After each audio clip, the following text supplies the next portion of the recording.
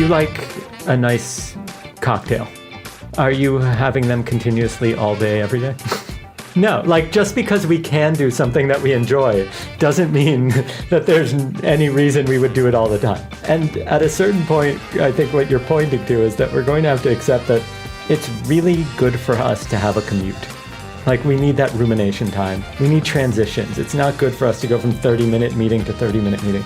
The things that we developed as a society kind of kept us functional. Like we need time to process our emotions.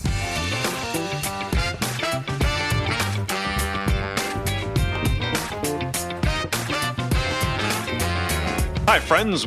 Welcome to the Sales Enablement Podcast. I'm your host, Andy Paul. That was Jon Levy. Jon's the founder and host of Influencers. He's a behavioral scientist, consultant, and author specializing in connection, trust, and influence. All very favorite topics of mine.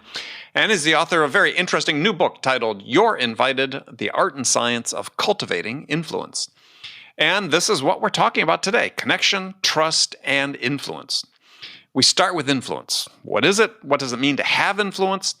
And what's the role of relationships and community in creating influence? And Jon shares the details behind his influence equation. Jon and I also dive into the importance of connection and connectedness. We talk about isolation and loneliness, our increasing fact of life, and it presents itself in the stress, burnout, and mental health issues we see in sales. But as Jon points out, in this conversation, chances are high that the people you want to connect with are also in need of connection too, and may not even realize that. So we dig into why sellers need to develop relationships in which everyone is better off rather than trying to extract as much value as possible from it.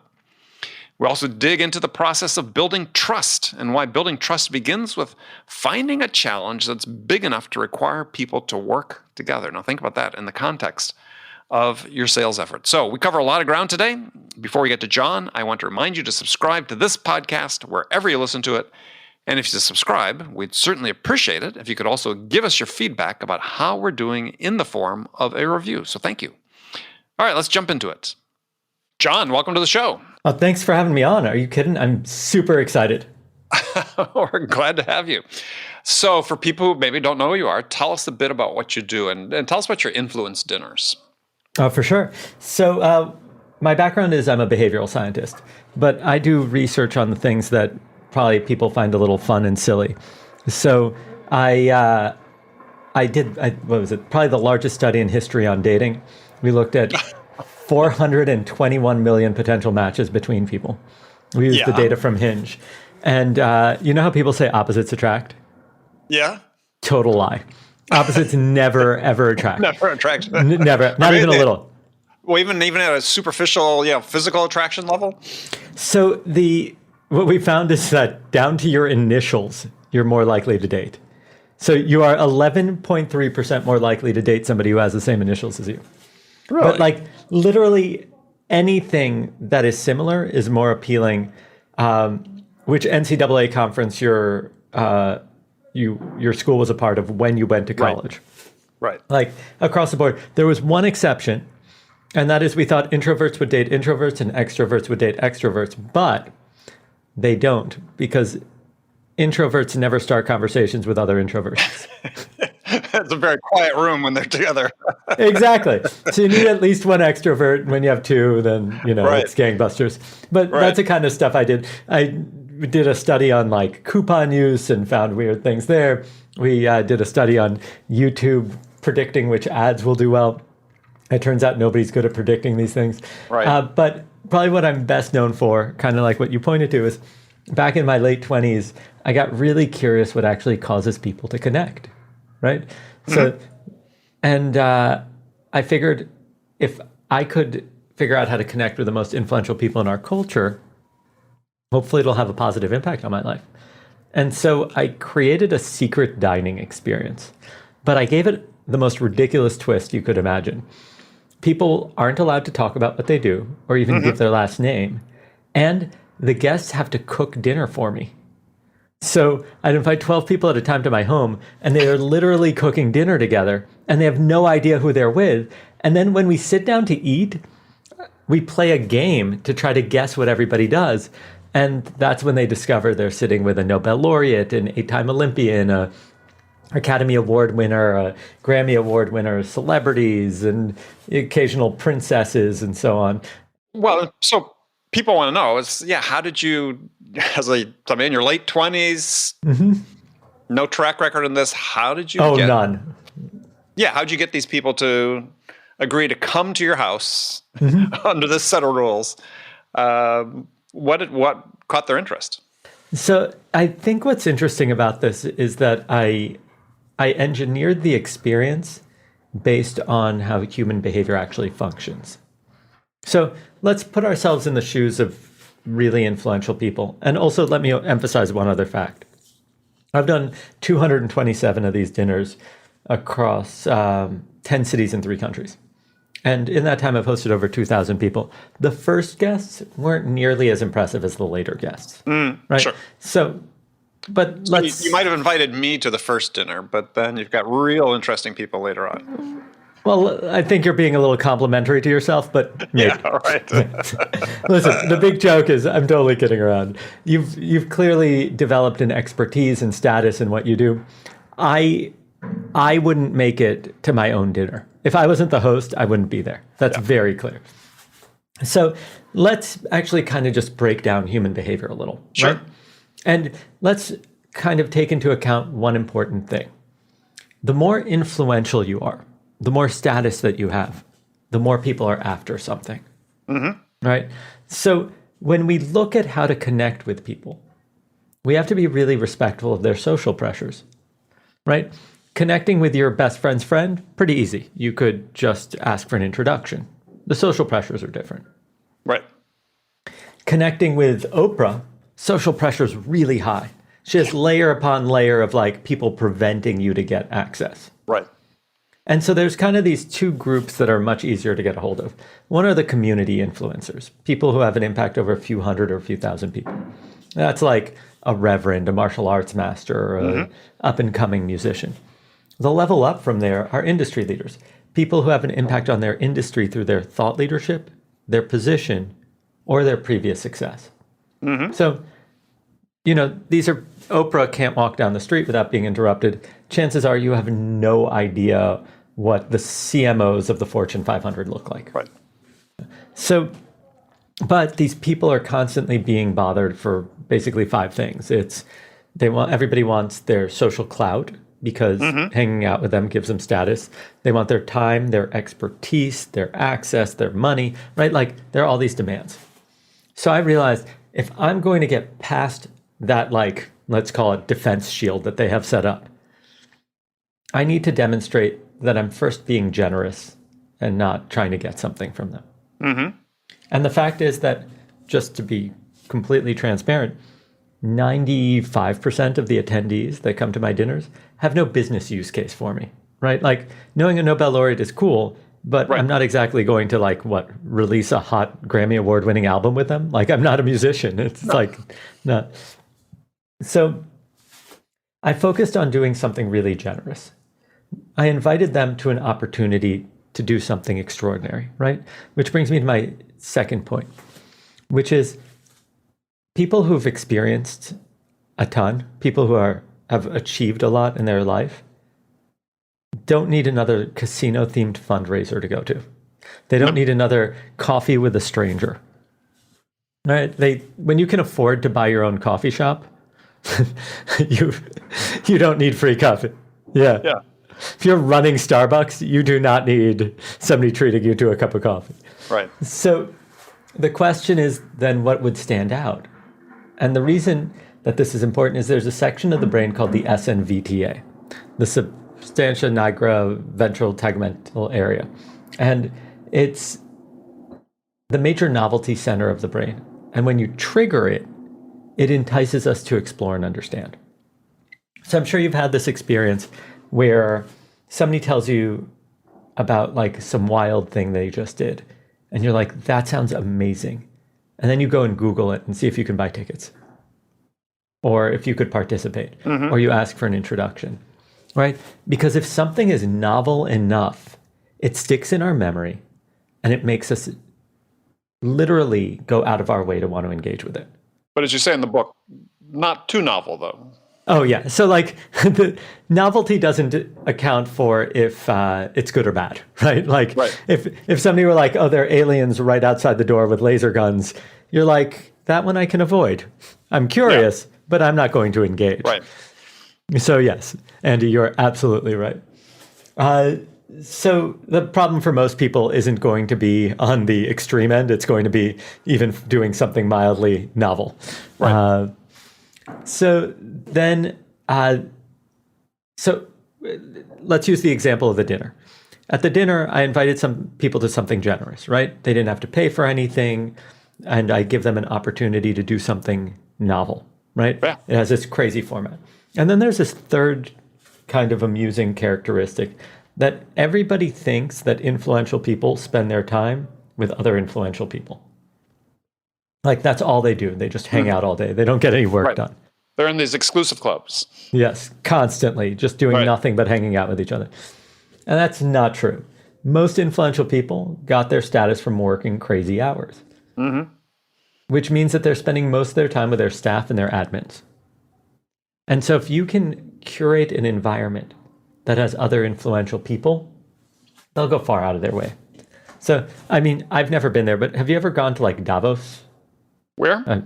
Davos, the World Economic Forum? No, I've not been invited for that. Yes. Yeah, me neither, right? But it also costs like $250,000 to go, a little bit out of my price range. Yeah. But people are willing to pay that to stand in the snow, like in hopes of bumping into Bill Gates Right. or Tim Cook or whatever it is, right? Because at the World Economic Forum, they are master curators. Same thing with TED. TED costs like $10,000 to attend. That's a lot of money. It is. But people are willing to pay it because TED does such a great job curating the attendee list. And so, I mean, don't get me wrong. I'm sure that, I've gone a few times. The talks are nice, but I could just watch them online. I don't need to spend a fortune. They're free. So it means that you're coming for the environment, the people who are there, the conversations that are taking place. And so at a base level, I understood that if I wanted to connect with extraordinary people, the angle to get their attention, to actually show up on their radar, would be to do something that's generous, that's novel, and that's well curated. Are there other characteristics? For sure. But yes, but that's at the base level. Like if I just want to show up on their radar. Right. Now you had the fourth one in there, though. You said awe. Yes. So here's one of these things. This is not a requirement, but it's a really interesting one. And that's because arguably the most desired human experience is awe. It's that moment that you see the world one way and then you see it in a completely new way a moment later. And these things happen very rarely. You could probably count it on your hands. Right. The number of times you've really experienced awe. Maybe when you held your child for the first time, or you realized how big the universe was, right? Right. It just captures your imagination. Now, what's interesting about this is that when people experience true moments of awe, they feel more generous and more connected. They will literally never forget you. And so I put it out there as kind of like this almost unachievable standard. It happens occasionally at my dinners where people realize that they were making guacamole with a Nobel laureate, or, they were just washing dishes with Regina Spektor or Isaiah Thomas or something like that. And it just kind of like, they don't know how to process that somebody that they've been like listening to their music their entire life, or Saw her in concert. Yeah. Yeah, exactly. And then suddenly you're like doing something so mundane as washing dishes together. It like throws them for a loop. And then suddenly they experience it. And what I like about triggering awe is that you just feel more generous and more connected when it happens. Right. And it's a great basis to build a relationship from. So that's how I initially got on people's radar, is I created something that was generous, novel, well curated, and occasionally triggered awe. But that's only part of the problem, because I need to be able to connect with people. I need for them then to trust me once we've connected. Right. And then in an ideal world, I'd want to have a sense of belonging between all of us, because that kind of accentuates our ability to accomplish anything. is the cohesiveness of a group. Right. So, and just so people know who are listening, is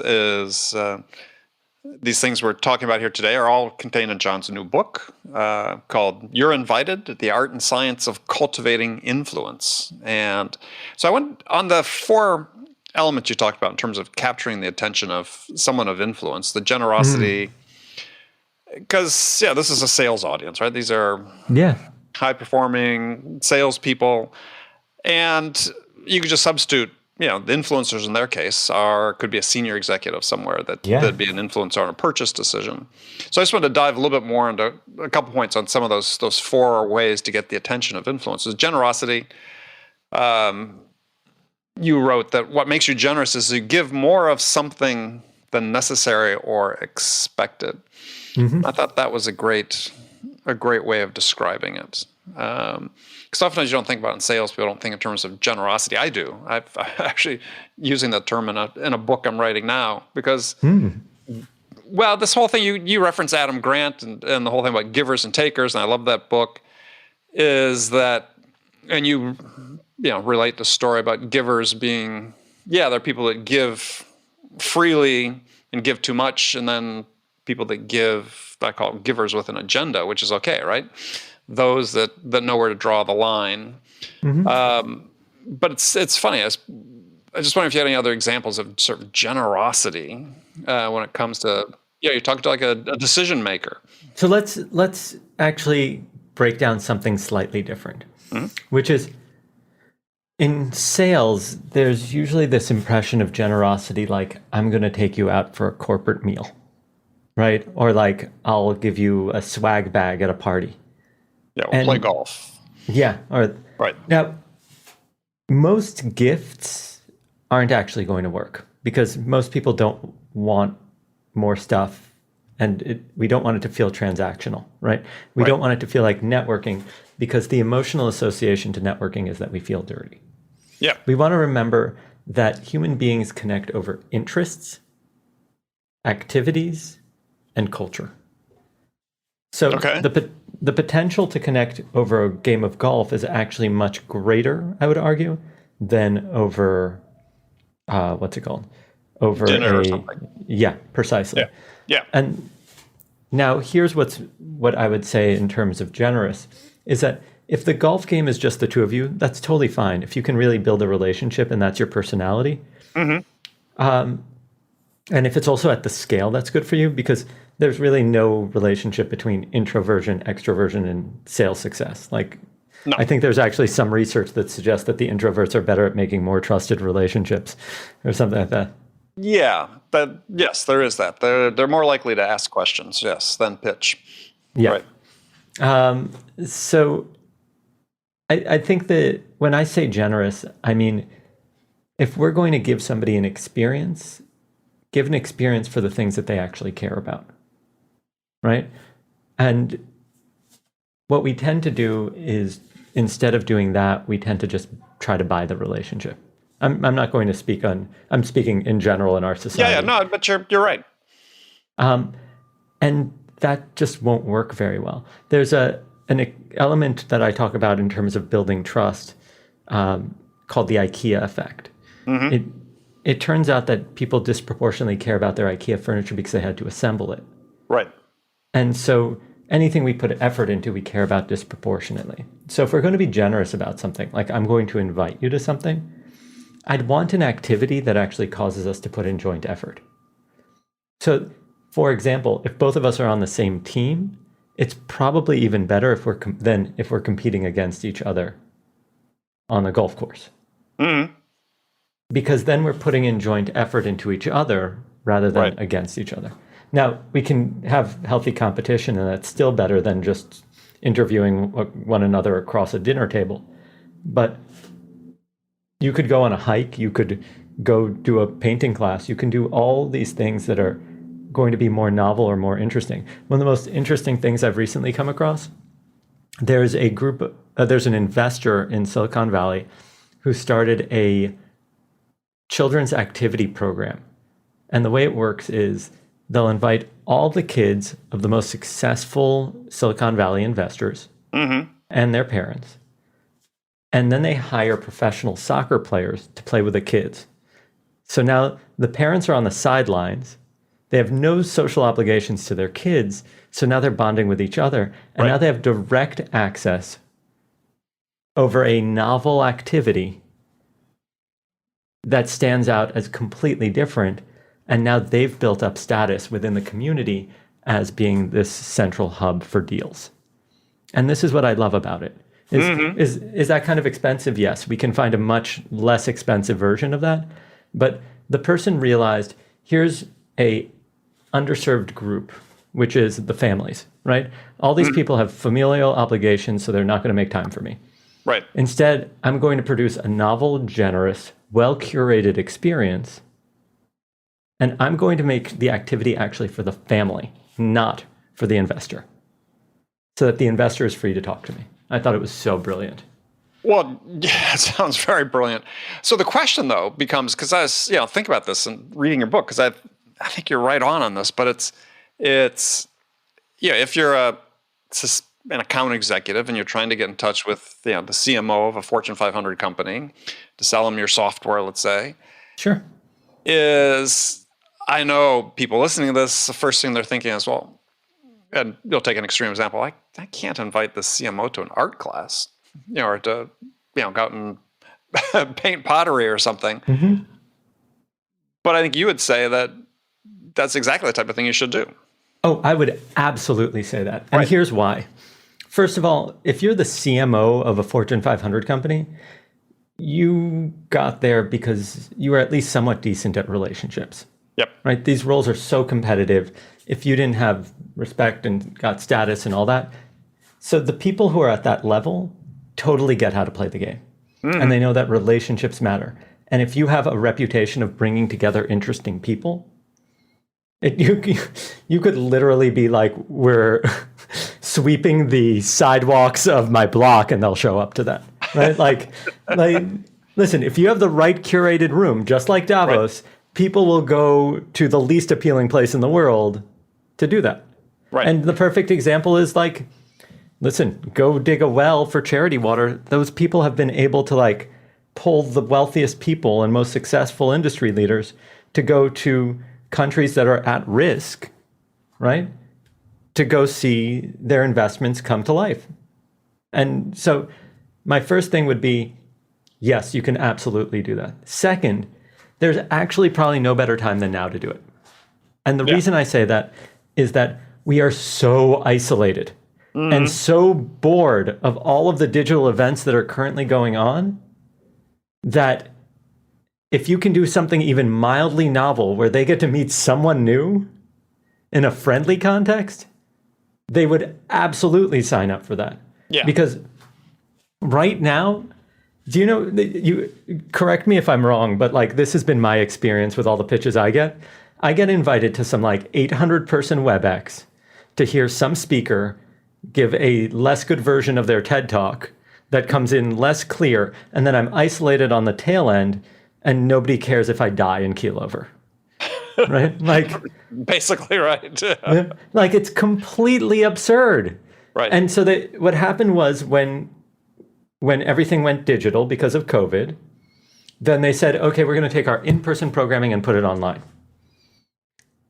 And that sucks because that's not what human beings actually want. If you really look at the science of what has people show up to an event, go interview people. They'll say, yes, it's to be entertained and enlightened, right? So they're either going to see a soccer match or whatever, a concert, or enlightened, I want to learn something. Right. But that doesn't carry the day. And the proof is that when you then push it just a little, well, I like being around people, the energy in the environment. I could watch a basketball game at home, or I could go courtside. Mm-hmm. The experience is completely different. In one, when I scream and shout, people hear me. I have an effect on the environment. I have influence. I don't mean influence like I can shift the economy. I mean influence around what's going on around me. And I have the potential to connect with people, or at least feel like I'm part of a group. Right? When you're in the stadium shouting and screaming at your team, you feel like you're part of something. And so when everything moved digital, we lost all of that. Right. And so if you're going to produce a digital event, The first thing is realize that you need to design it around the participants so that they feel the potential to connect Yep. and the feeling of influence. So when we run events. Well, before you move on, so you said connected and feeling of influence. So how are you defining influence on that? That you case? matter. So that could be as simple as I'm answering a poll question, or I can speak, or something I do has an impact on the environment. Mm-hmm. Otherwise, what I'm going to do is, since we seek out this experience of being able to impact our environment, I'm either going to do that or I'm going to start washing my dishes or answering emails. Right. And then you've lost me. Well, a question for you, because this comes up, and you're the perfect person, I think, to answer this, is there's sort of this counter cohort of people in our sort of sales environment who have said, look, let's look at the messages of what's happened over the last 12 months. And, really, I don't think that this connection with the potential buyer is really that important anymore. I mean, they're really busy, and they don't really want to talk to salespeople, and they'd rather much do this thing on this whole buying process all on their own, and they just don't have the time. And my belief is, well, that's just complete BS, right? Is that I think you addressed this even in the book? Sales is still a people business, as a lot of businesses are. When done right, I would agree. When done right, sure. right? Yeah.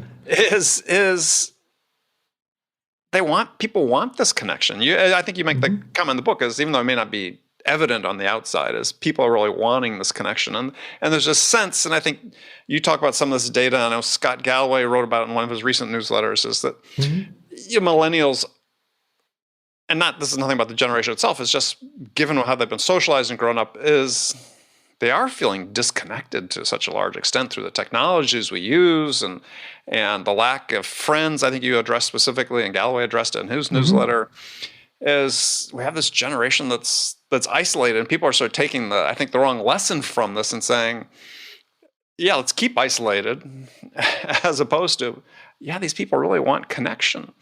And if you can offer it in a generous, sort of novel way, you have an opportunity to establish influence.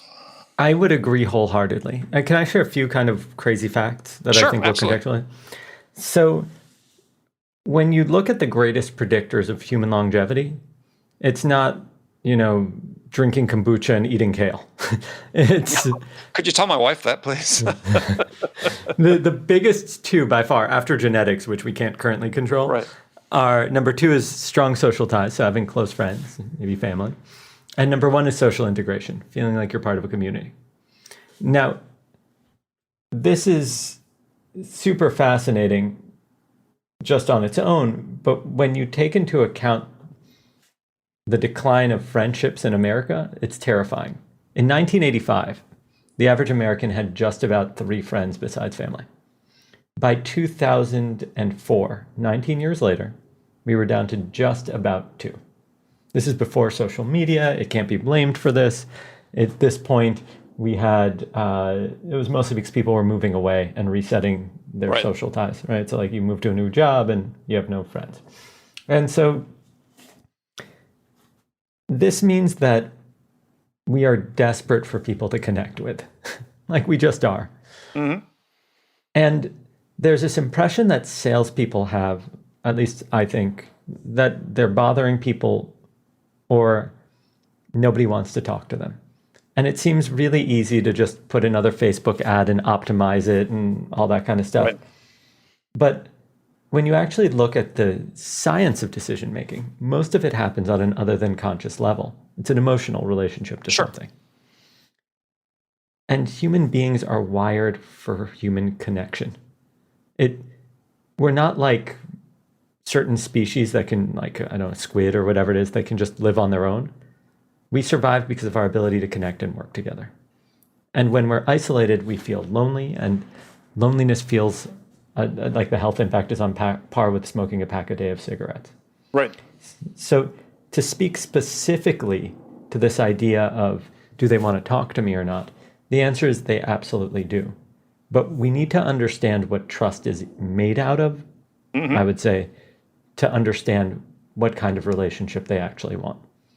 Right. And so most researchers agree that trust is made out of three things: competence, your ability to do something; honesty, your truthfulness; and benevolence, you have people's best interests at heart.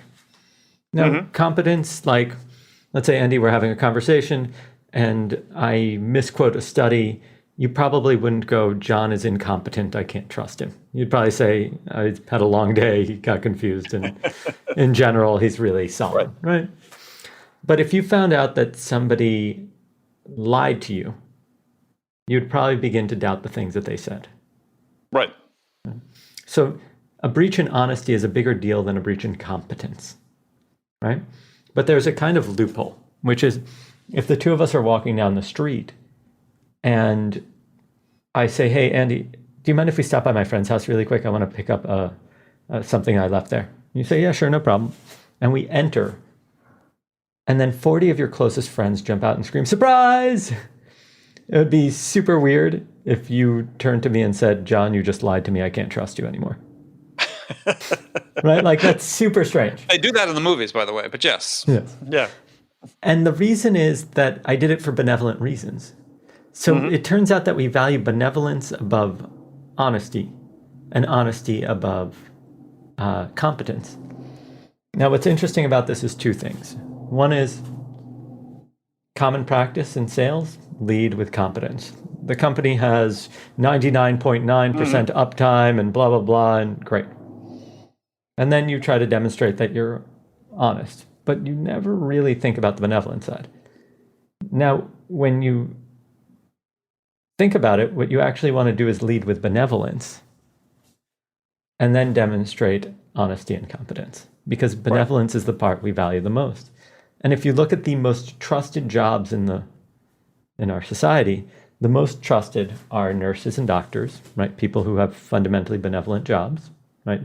Nobody becomes a doctor because, for the most part, to make tons of money these days. You don't. You do it because you care about people. And at the very bottom are car salesmen, because in American society, we view them as completely non-benevolent and dishonest. Right. But if we're honest about things, I do want to be sold. I want to know that I'm getting the best of whatever it is that's an option. But that means that I need to feel like it's done through benevolence. We don't want to be sold when we feel like it's just serving the salesperson. Yeah, and that's, I always look at trust from a sales perspective as four things that really serve your things parsed a little differently, which is, and I have a little acronym just to help me remember it. Ooh, teach, please. I want to learn this. And so it's, are your motivations transparent? This is part of benevolence, right? Are you transparent about why you're there, why you're trying to help somebody? Integrity, though integrity is both honesty and congruence, meaning, do your actions align with your words so people can trust that? Competence, and then execution, meaning can you live up to the commitments that you make? So acronym being MICE, but can you trust the mice?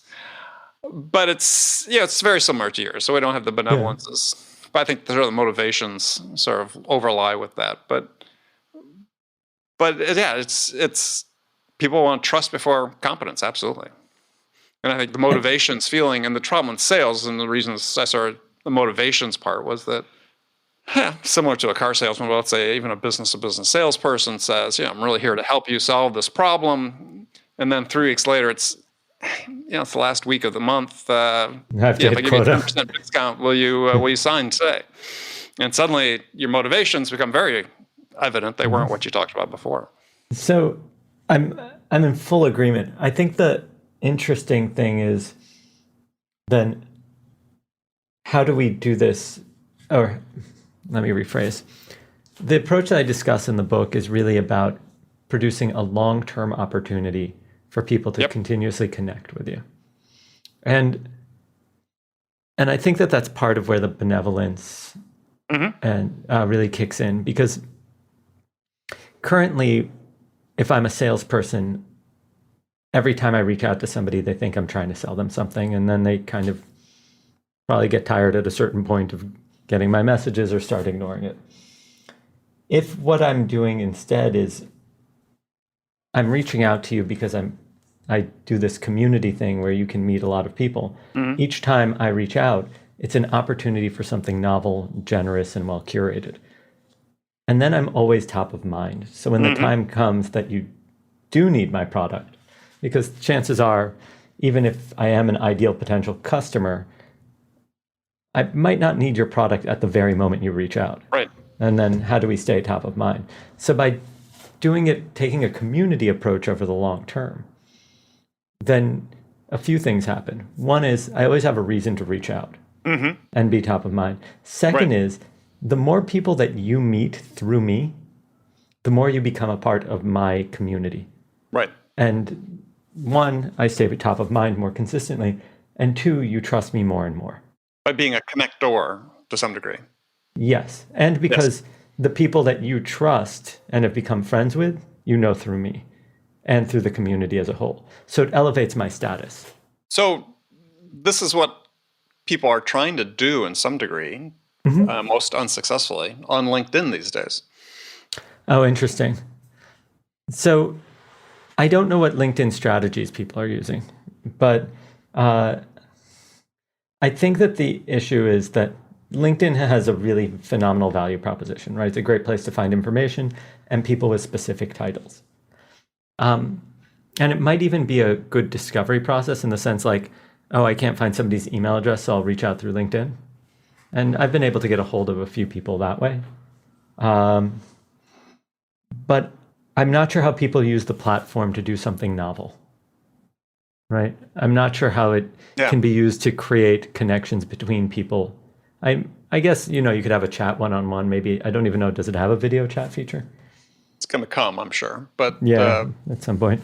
But all of this is to say that I think that if anything, LinkedIn kind of functions more like an online dating app. You don't actually date on the app. You discover on the app and then try to get it. I think that's what people are trying to figure out is, how do I build this community, this, and I'll call it a network in the sense that people like Keith Ferrazzi use it, which is very similar to what you talk about with community, which is not, these are people that will do something for me, but this is something that, we're in this together, right? That we're going to benefit each other at some point, potentially over the course of our lives. People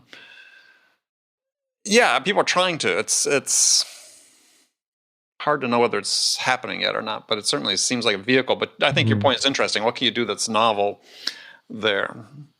And there's some people doing some novel content, right? Some people are releasing video podcasts on the platform that I've seen. And things like that. Yeah, there's LinkedIn Live, but but the fact is that I'm very strong believer in let's get people to either connect in person or in intimate groups, right? Right. On digital platforms. Not the benefit of technology-based events isn't being able to reach 10,000 people. At least in my mind, if I'm a salesperson, I want to reach lots of people in small groups. Yeah. So that way they feel like they have an intimate experience. They can connect with each other. They can associate those relationships to me. And what I often do is I give them activities or games to play in small groups. So they end up bonding. It's that IKEA effect. So we've invented like 20 games for people to play in small groups. And they've been wildly successful because suddenly you're doing something novel, fun. And right now with everybody being so stressed, if you can incorporate a little bit of play, oh my God, it goes so far. Well, question for you is based on what your experience with all the dinners you've held and the events that you do you see people anxious to get back together in person as we start coming out of the pandemic? Because there's certainly a lot of angst in the sales world in general about, oh, it's never going back to the way it was before, which quite often, the way people thought it was before really wasn't the way it was before for the most part. Yeah. But is my belief is that people are going to be dying to get back together. I think that we're going to see a bifurcation. People who have friends tend to be able to make a lot more friends. People who are isolated and lonely often believe that they're deserving of their isolation and loneliness. So I'm concerned that if people don't go back to the office, then we're going to have a whole subsection of society that limits their social contact and becomes more isolated and more lonely. So I'll say this. I think there's going to be a month of awkwardness, maybe 6 months of awkwardness, where people have to like readjust and figure out socially acceptable behaviors again, right? Putting on pants, for example. But don't ask me to stand up. yeah, exactly. Yeah. Or we'll have to figure out like, okay, what's appropriate wardrobe now that we've been hanging out in like gym clothing for a year. But in general, like I don't recall, in all the articles about the last pandemic post, 19 whatever, the Spanish flu. Yeah, 1920, yeah. It's not like people stopped going to work. Like, it's not like society returned to normal, right? No, they went crazy afterwards. Yeah. And so I think that there's going to be a lot of, partying taking place. Nightclubs will be a thing again. Outdoor night. Yeah. Roaring 20s, just 100 years later. Well, I have this thing that this sort of one of the things I say oftentimes about technology and so on, because again, the whole slew of people think, look, once we've gotten used to doing things this way, you and I were, speaking through a digital medium. Yeah, I don't want to do it face to face. It's like, I don't think that's going to be the case. I think people I find it hard. And I think the one of the things that people have to understand is that just because you can do something this way doesn't mean you should. I think the perfect example is, do you like a nice cocktail? Yeah, an old fashioned. Perfect. Are you having them continuously all day, every day?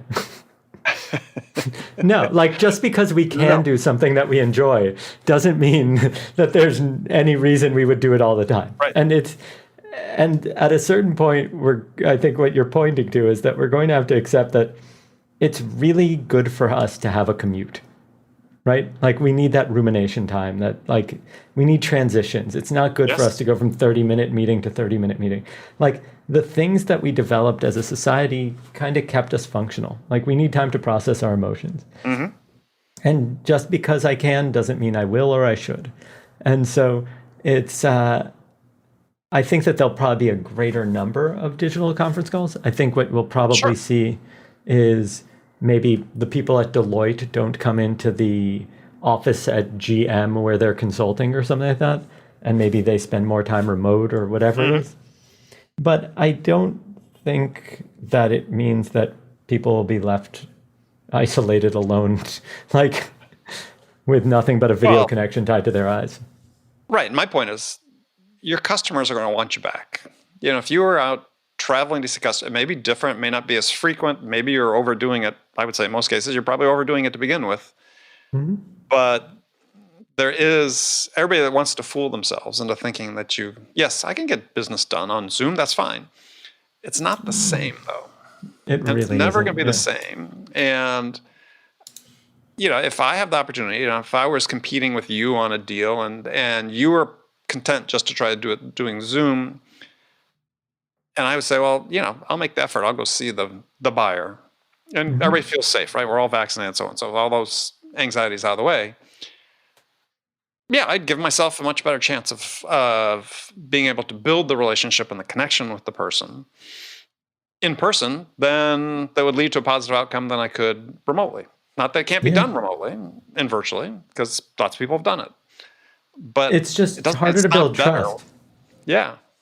It's the fact is that the signals that promote trust are much harder to develop over digital platforms.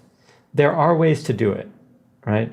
But trust is built through kind of micro actions like, asking about your son's birthday or passing you a pen when you need one. And these build up over time. And if you're in two different locations, it's just not as natural. There's something called the Allen curve. And Yeah, you write about that in the book. Yeah. Yeah, it's this kind of like funny thing. Communication grows exponentially the closer two people's desks are. So if our desks are right next to each other, we talk a ton, or we'll text a ton, or whatever platform of communication that's used. Whereas the moment that our desks hit about like 50 meters, we might as well be on different planets. And this is really important in the sense that when you're out of sight, you're out of mind. And if you want to have a close relationship with people, proximity is really important. It's just the nature of human behavior. Yeah, no, I agree 100%. Well, we touched on it. I think people sort of have a false vision of the way business sort of takes place, right? And I've read studies saying that, we're talking about the percent of sales activities that were in person prior to the pandemic, which were wildly inflated. And it's like, yeah, people weren't spending 75% of their time sales interactions in person with someone. No, they were using the phone. They were using Zoom before. We're emailing. We've been doing emailing. We've been doing this virtual selling for 100 plus years, right? As long as there's been a telephone, we've been virtual selling. Yeah. And there's a reason you go visit someone, even though you can talk to them on the phone, because it's better. To your point, fundamentally works. And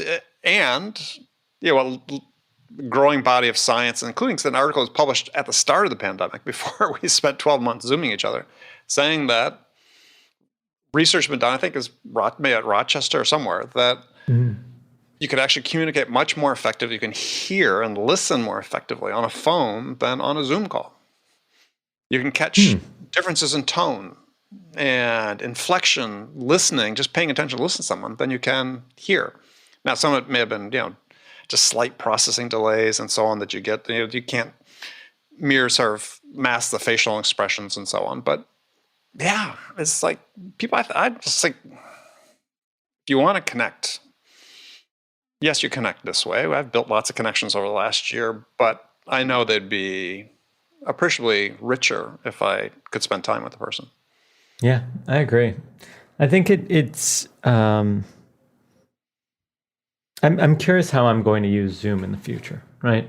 In the sense that as I've built this community mostly in person, and then we shifted online, I've had much larger events. And these digital events are 150, sometimes 200 people. And I don't get to spend any time with anybody because I'm managing it all. But they all get to connect, and we do breakout rooms and games and activities, and everybody feels super close. And I can also easily admit that almost not all of my pre-sales, but like a very large portion of my pre-sales of my book, 15,000 plus copies, probably came from people who came to the dinner and ordered, like large bulk orders and things like that. And what's interesting about this, for me at least, is that I'm not sure what the future holds, right? So I might do in-person events and then have somebody film it in real time and then create breakout rooms and activities for people to do and all that, so that the people who are in a different city can participate. Right. We might stick to just in person. We're definitely not going to stick to just online because I don't want to run it. It's not fun for me. Like, I'll be honest. Yeah, you don't get to participate, right? So I enjoy running these events because I get to hang out with my friends or people I admire, whatever it is. So I'm curious what we'll end up landing on.